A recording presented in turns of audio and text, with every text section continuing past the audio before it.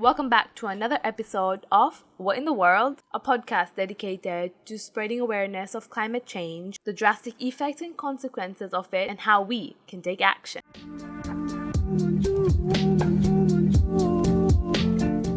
Did you like the theme song? Let me know what you think via our Instagram handle at @whatin_the_world podcast. I'm Ressa Ganji, your show host and podcast owner, and in this episode we will be talking about one of my favorite greenhouse gases, carbon dioxide. Probably yours too. Now, it is not actually my favorite, but definitely Shelly's. Or all these other Shelly's, you know. Sisi wa bongo. Any petrol station we see, tuko Shelly's. But I figure it might as well be our favorite, despite, people say it's bad, since my body already excretes it. And hence, is it conclusive that 8 billion people contribute to climate change just through breathing? Well, technically, you need to be alive to do climate. You need to be alive to pollute the world. So technically, breathing does count. I'm just saying. In the previous episode, I talked about what climate change is and how the Earth's heating has been exacerbated through anthropogenic activities, and how due to that there's a positive feedback loop occurring whereby more pollution causes more heat and greenhouse gases produced, and hence the effect of climate change is increased. One of those culprits, as I mentioned before, our favorite is carbon dioxide. So carbon dioxide, is a chemical compound that consists of one atom of carbon and 2 atoms of oxygen. Now, my hand gestures are really not important right now. I'm just doing it for the sake of the video. But if you're really interested in how the chemistry actually looks, if you're listening to my podcast via Spotify or Apple Podcast, if you're listening to this instead of watching me, then clearly you should be watching me if you want to understand this. All meanness aside, let's move on. Carbon dioxide is a chemical compound that consists of one carbon atom and 2 oxygen atoms. They are bonded together. Carbon dioxide is the greatest contributor to global warming, and it is the largest amount of greenhouse gases that is produced. Carbon dioxide is an organic compound that is functionally held together by covalent bonds. The bonds between them continually vibrate, they're continually moving. See, when we want to say bonding in between, let's just imagine 2 married couples. If their bond is super strong, nothing can break it, isn't it? Whatever's thrown their way, they would never ever break until they eventually break. They eventually undergo a divorce. But I'm not saying your relationship is weak. The bonds are continually vibrating between carbon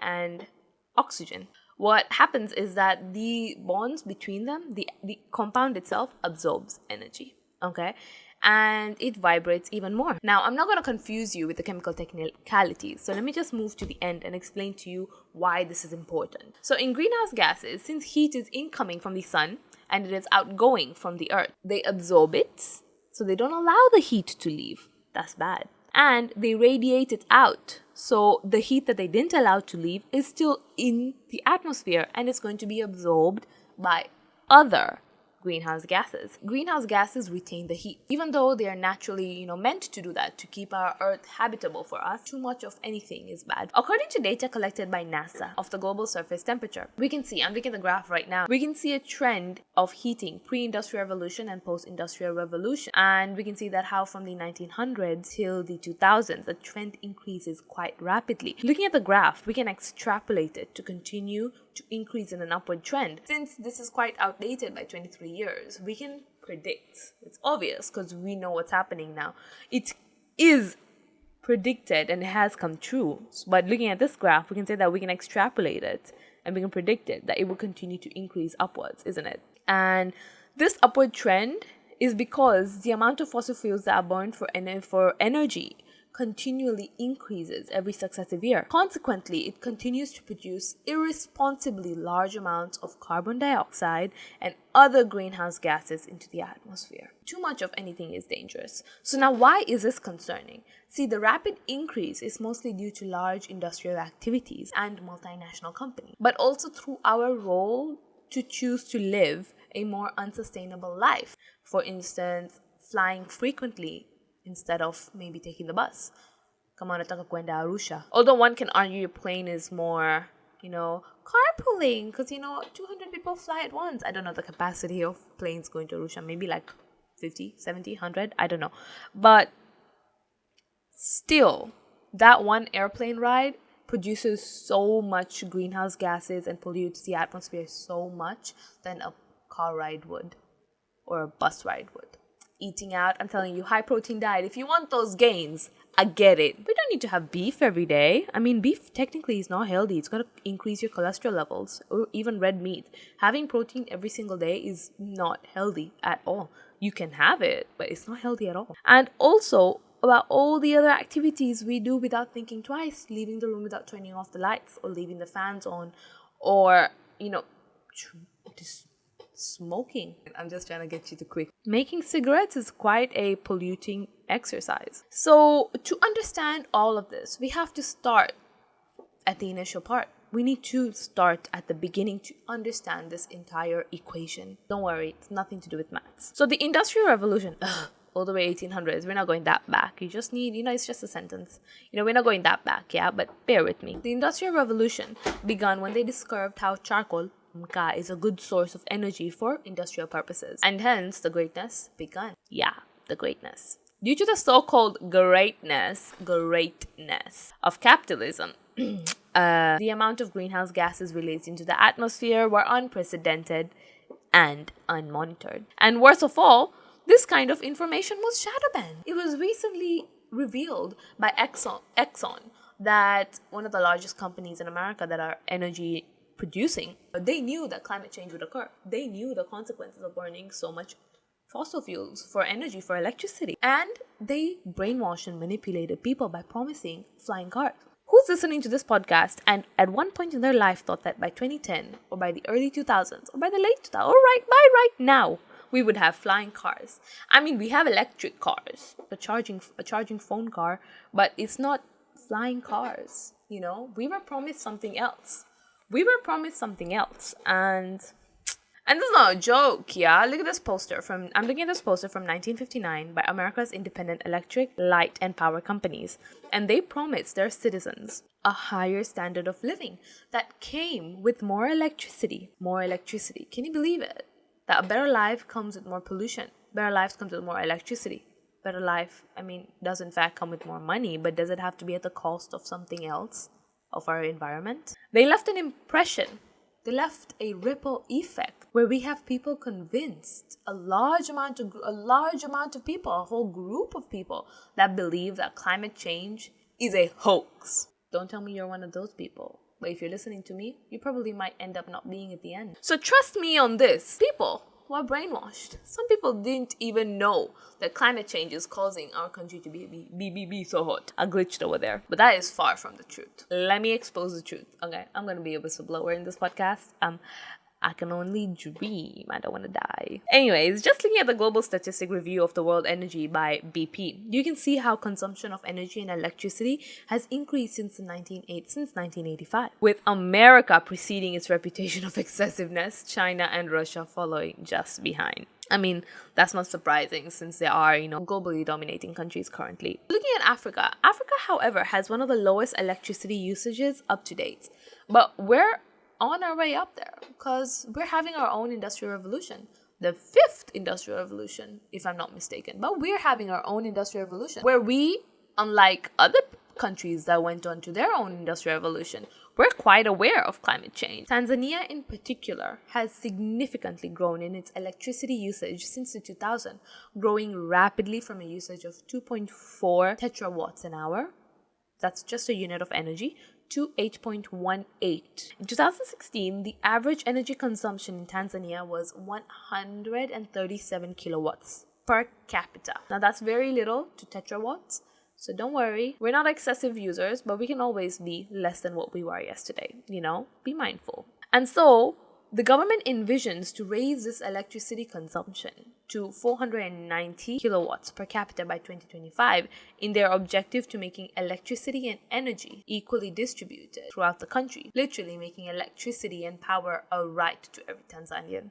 Which, I'm here for it, kazi endele. In the 4th Tanzanian Energy Corporation Summit organized by EnergyNet that took place in Dar es Salaam from the 1st to the 3rd of February, which was attended by many industry investors and supporters, the Minister of Energy and Minerals, who was also an attendee, Honorary Minister January Makamba, called upon investors from the private sector to invest in the power sector of Tanzania to fill the power supply gap, making it a right for everybody, building the infrastructure for electricity to be nationwide. But currently, only 24% of the total population of Tanzania, which is 63 million people, 24% of 63 million people have access to electricity. This is a really sad statistic. And with the demand of electricity growing at a rate of 10 to 15% every year. In this meeting, the Commissioner for the National Planning Department at the Ministry of Energy, Honorary Commissioner Mursali Milanzi, also indicated that out of all the energy projects, this is the renewable and the non-renewable energy resources, they expect that 78% of the funding to come from investors. This may be foreign investors or national investors in our country. So looking at data source from I'm giving you a lot of statistics, yeah? I'm just showing you this thing, okay?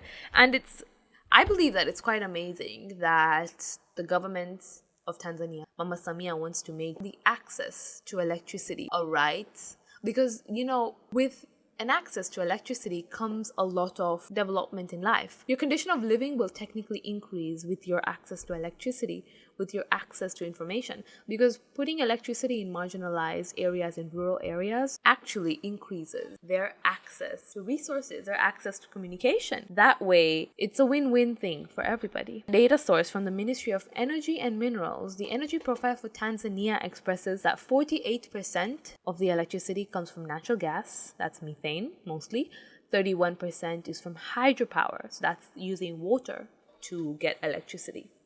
18% is from petrol, 1% is solar, and 1% is biofuels. With the demand of electricity growing, possibly it would increase. In my opinion, the industrial revolution that Tanzania is undergoing is one that is both strategic and mindful of the climate crisis, like I mentioned before.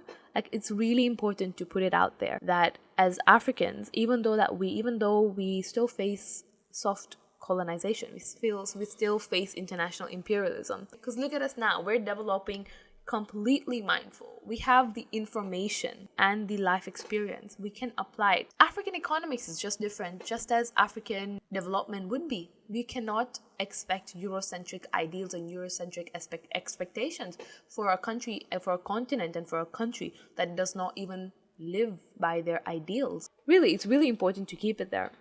Tanzania is an active UN member state, attending General Assembly meetings by the UN. It's signed in support of the Paris Agreement. It attends COP meetings by the UNFCCC. That is like a yearly meeting about climate change. And this year they're really looking forward.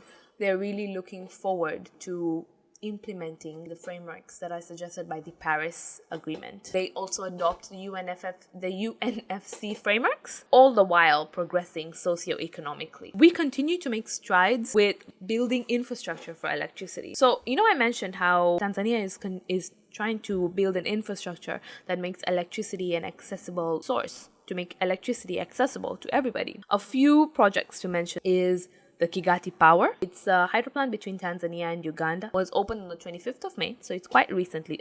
25th of May of this year. If I'm not mistaken, from my knowledge, it supplies energy to a large portion of the Kagera region. Speaking of electricity that is supplied to the Kagera region, the regional Rusumo Falls hydroelectric project that was opened in 2020, which was a planned project since 2008, it provides energy to 3 countries, namely Burundi, Tanzania, and Rwanda. From what I read from their project description, is that this project is particularly environmentally mindful because it maintains a natural order of the environment because of the choice of engineering method that they picked. A notable one to mention is the Julius Nyerere Hydroplant Dam, which is planned to be open next year, 2024, which would be biggest dam in East Africa and the 4th biggest in the whole of Africa.